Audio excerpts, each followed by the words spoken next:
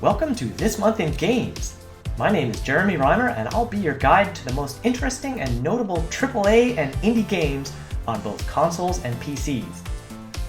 The summer is traditionally a slow period for game releases, but there are still a few gems to talk about this month. First up is Valorant, which came roaring out of a very successful closed beta. This is Riot's first new game since it launched the esports titan League of Legends.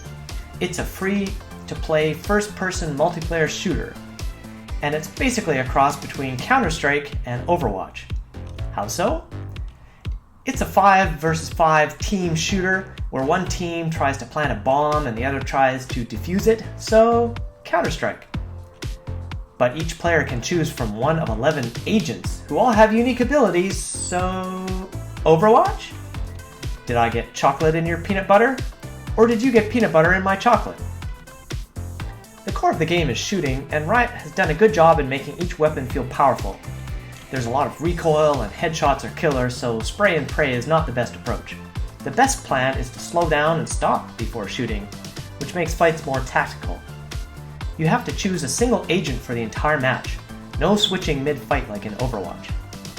The characters are fairly generic and don't have the outsized personalities and backstories they do in Overwatch. But their special abilities, like throwing down smoke grenades, healing, or laying down walls, make the matches more interesting. Next up is a blast from the past, the Command & Conquer Remastered Edition. This set contains the original Command & Conquer and its sequel Red Alert, together with all their expansions, with graphics re-rendered in 4K resolution and remastered sound effects and music. The original Command & Conquer was released in 1995 from the legendary developer Westwood, who had basically invented the real-time strategy genre with the incredible Dune 2 3 years earlier. Yes, there was Herzog's Way on the Sega Genesis, folks. I've played that. It was innovative for its time, but it wasn't what we think of today as real-time strategy. Dune 2 and Command & Conquer were, and they set the stage for Warcraft and Starcraft and dozens of others. Now, with the history out of the way, are these still good games? Should you play them? The answer is yes and yes. Definitely there's a nostalgia factor if you remember playing the originals, but the single-player campaign is still a fun puzzle box to explore today. The music score remains as epic as ever, and the cheesy 90s video briefings are fantastic. The multiplayer? Well, the game was always terribly imbalanced, and the remastering hasn't fixed that, but at least now there's proper matchmaking. The unit control is a bit awkward, and it can be frustrating when your units don't do what you want, or when they die to stupid things like your own grenadiers. But all I can say is, fight, kill, prevail! The big release this month is Naughty Dog's The Last of Us 2, the sequel to the critically acclaimed and best-selling zombie apocalypse game from 2013. This game picks up 5 years after the last one left off, when the grizzled smuggler Joel had saved Ellie from both zombies and doctors who wanted to sacrifice her life to try and create a cure for zombification.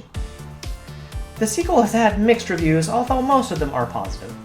The graphics are incredibly detailed, as one would expect for a Naughty Dog game. The gameplay is similar to the original, where the player must use firearms, bows, improvised weapons, and stealth to defend against enemies. There are a few more things to do in the new game, like climbing and crawling.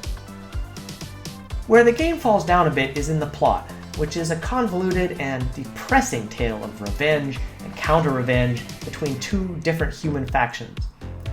There's a lot of violence in the game, and the human characters don't seem to learn or grow very much. It's a shame because there is some incredible acting in this game.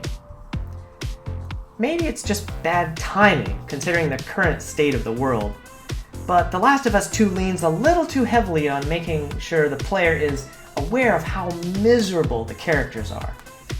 Other games like Spec Ops: The Line have done this sort of thing before, and arguably done it better.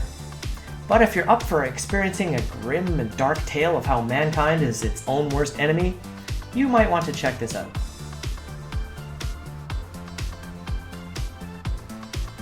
So let's switch gears entirely and look at some interesting indie games that came out this month.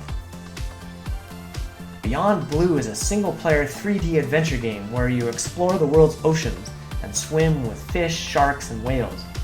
You play a scientist, and your job is to explore and catalog new species and uncover mysteries in the ocean.